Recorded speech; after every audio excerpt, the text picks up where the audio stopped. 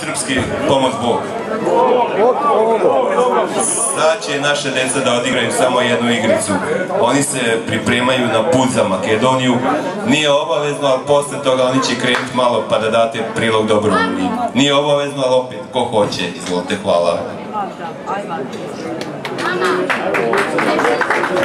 Ne znam, Tijana, gdje je Šešir? Tijana! Gdje je Šešir? Tebi sam dala. Gdje to?